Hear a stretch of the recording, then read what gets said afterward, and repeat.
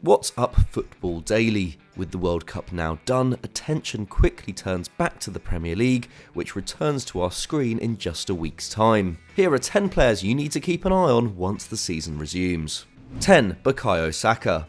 Having faced a barrage of unwarranted abuse following his miss in the shootout of the Euro 2020 final, Bukayo Saka, just 19 at the time, bounced back quickly, showcasing his increasing world-class potential on a weekly basis over the last 18 months for Arsenal and helping the Gunners mount an incredibly strong title challenge this term. And this time he returns to club football a hero, scoring 3 in Qatar and providing England's brightest spark against defending champions France, winning a penalty, proving a constant menace to Didier Deschamps' back line and outshining Kylian Mbappe in one of the most hotly contested games of the tournament. And now his club needs him more than ever, with Gabriel Jesus estimated to be sidelined until the end of February.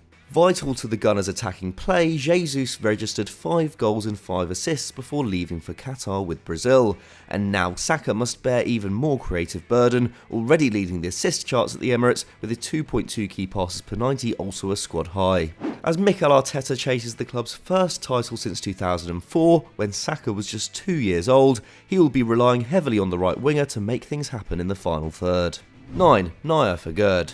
Nayef Aguerd hasn't exactly been blessed with luck since his €35 million move to West Ham in the summer, with an ankle injury suffered in pre-season keeping him out until October, before a thigh tear saw him forced off the pitch in Morocco's victory over Spain in the World Cup last 16. Luckily though, his latest injury is reportedly not as bad as first feared, and despite pulling out of the semi-final against France at the last minute, will hopefully be back in the West Ham lineup very soon. Having been a big part of the most formidable defence at the World Cup, Aguerd should return to the Premier League with plenty of confidence, and if his numbers from Qatar are anything to go by, he should slot in nicely next to Kurt Zouma, winning 100% of his tackles and 72% of his aerial duels, roughly matching up with the stats that earned him his move from Rennes in the first place. And with West Ham just a point above the relegation zone after 15 games, he can't come back soon enough. It may be David Moyes' attack that has disappointed more than the defence so far this term, and it will certainly be interesting to see if Lucas Paquetá can start getting amongst the goals after his entertaining displays for Brazil. But having seen almost nothing of him until now, Hammers fans will be itching to have Aguerd in claret and blue at the London Stadium.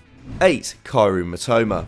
The resumption of the Premier League will allow Kaoru Mitoma to continue his remarkable rise. Brighton bought the Japanese winger to little fanfare in 2021, handing J-League side Kawasaki Frontale just over £2 million for his services. He then disappeared off to their Belgian sister club, Union Saint-Gilloise, on loan, where he quickly became a star.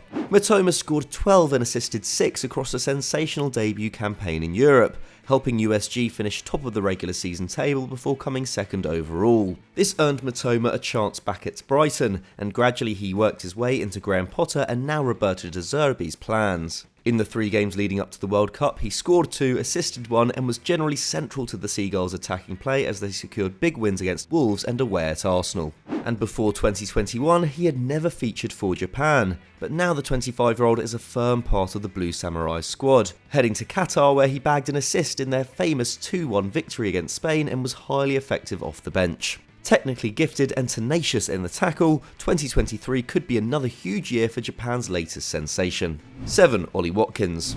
No one, not even Tyrone Mings, looks happier that Steven Gerrard has left Villa Park than Ollie Watkins. Prior to the manager's sacking, the forward was in miserable form. For all his hard work, he went 9 games and 2 months without a goal involvement, poor form that ultimately cost him a spot on the plane to Qatar. But it wasn't entirely his fault that goals weren't flowing. Under Gerrard this term, Villa scored just 5 league goals, while the team managed the 5th fewest shots in the division and struggled to penetrate attacking areas. Only Man United, Leicester and Wolves took a lower percentage of their shots in the 18-yard box. But with Gerrard gone, Watkins' sharpness has returned. In a 4-0 demolition of Brentford, he scored and took 5 shots, before netting then assisting in 2 matches against Man United. The arrival of Unai Emery has improved the entire forward line, with Danny Ings, Emi Buendia and Leon Bailey all finding success under the Spaniard. Ings has even been tipped by some to replicate the role star striker Gerard Moreno performed in Emery's Villarreal side. Still though, it will be great to see Watkins back to his lethal best. 6. Jadon Sancho. The last few months have revealed a lot about Man United and Erik ten Hag's project at the club.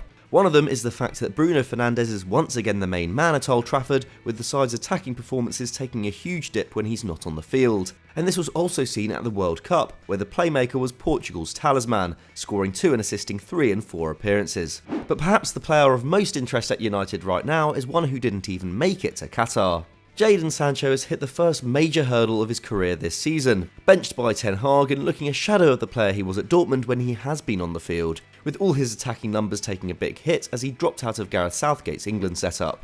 But Ten Hag is obviously keen for the Englishman to regain the form that prompted his much heralded return to England, so much so that he sent him to the Netherlands to train one-on-one with a coach recommended by the former Ajax manager. This has seen the winger miss United's mid-season training camp and friendlies, with the club's coaching hierarchy clearly believing this a personal training programme is more beneficial for the Englishman. With any luck, Sancho will return to club football with the drive and attacking prowess that we've seen missing from him over the last few months.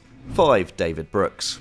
It's all happening at Bournemouth right now. Gary O'Neill has landed a permanent shot at managing the side, and the club has new owners, after American businessman Bill Foley took the reins in a £100 million takeover. The Cherries can even now consider Hollywood's Michael B. Jordan as a fan, with the Creed star taking a significant minority stake in the deal. But above all, the sight of the talented David Brooks playing again might just be the most exciting event at the Vitality Stadium in the coming months. The Welsh winger hasn't played a competitive match since September 2021 after being diagnosed with Hodgkin lymphoma, a form of cancer. Thankfully, his treatment went well, and Brooks was given the all clear in May. Since then, the former Sheffield United star has been working his way back to fitness. However, in August he picked up a muscle injury in a behind closed doors friendly against Brentford. It's not yet clear when Brooks will be ready for the Premier League, but his teammate Kiefer Moore spoke recently about the amazing reception the 25-year-old will receive when he returns to the field. We can't wait to see that too. 4. Richarlison. When Richarlison returns to Tottenham, he has every reason to demand a starting berth. After all, his status has rocketed this winter, and he leaves Qatar as one of the stars of the tournament. The former Everton man scored 3 times at the tip of Brazil's attack, including a classic World Cup goal against Serbia, when he swivelled and smashed home a stunning volley. His celebration, the Pombo or Pigeon, has only furthered his appeal, especially after Brazil coach Cheech joined in during their destruction of South Korea. But back at Spurs, he has fared more poorly. Since signing for over £50 million in the summer, the 25-year-old has only scored twice for the Lily-Whites, both goals coming in a single Champions League game against Marseille. Domestically, starts and minutes have been sparing, and when he has started has often been played out of position on the right. However, an XG of 1.6 suggests he should have done better with his 13 shots so far. Now though, he should be full of confidence. Obviously Harry Kane still stands in his way, but hopefully Antonio Conte will have a better idea of how to work Richarlison into the side. He has a Brazilian icon on his hands, and that shouldn't go to waste. 3. Wesley Fofana. A Coupe de France runner-up with Saint Etienne and an FA Cup winner with Leicester before his 21st birthday, it's a crying shame that we haven't seen much of Wesley Fofana since the latter achievement, having broken his leg in the 21-22 pre-season. And after suffering a knee injury in October following his £70 million move to Chelsea, Fofana was once again ruled out long-term, meaning we've seen him make just 11 Premier League appearances since the start of last season. But with Blues boss Graham Potter indicating that the young defender is making good progress, we'll hopefully see him back on the field soon, and with the side struggling defensively in the weeks before the World Cup, his return couldn't be more timely. Trevor Chalobah has performed admirably in his absence, but Fofana's ability to carry the ball through the lines will not only relieve pressure on the back line, but will also help solve some of the problems the side have faced in midfield. And after a summer of record-breaking spending, Fofana's impact on returning will also have a big bearing on how Todd Boehly's first year of ownership is judged, with Sterling, Cucurella and Koulibaly yet to justify the big sums spent on them. With his former Saint Etienne teammate William Saliba now outshining him over at Arsenal, Fofana will no doubt be determined to take the Prem by storm once again when he comes back. 2. Alexander Isak.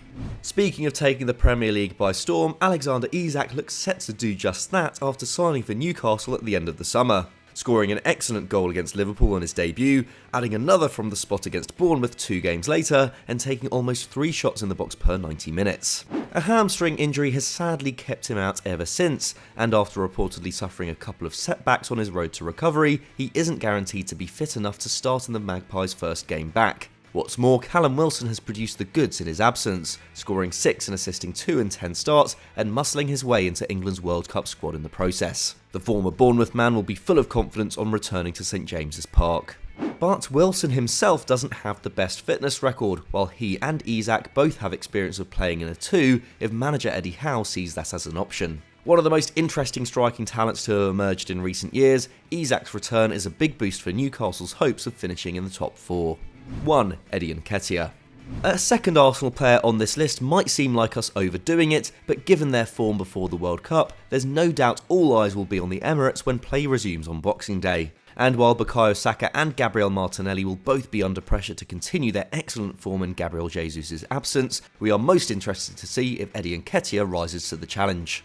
Arsenal's backup number 9 signed a 5-year contract in June worth a reported £100,000 a week, following a strong end to the 21-22 campaign in which he scored braces against Chelsea and Leeds. And while Jesus' summer arrival has seen his involvement limited since, he has still featured in all but 3 of their 16 Premier League fixtures off the bench and started each of their group games in the Europa League. And now primed to start for Mikel Arteta's side in the Brazilian's absence, Nketiah has some serious tests coming up, with the Gunners facing Newcastle, Tottenham and Man United before the end of January. The next 2 months could be make or break for their title hopes, assuming Man City kick into top gear as they usually do in the second half of the campaign, and whether Nketiah can quickly find scoring form will be crucial to this. So those were our 10 players to watch when the Premier League returns, but who are you most excited about seeing back on your screen? Let us know in the comments below. If you enjoyed this video, please give it a like, and if you're new to Football Daily, why not subscribe? We put videos like this out every single day. Thanks for watching, we'll see you next time.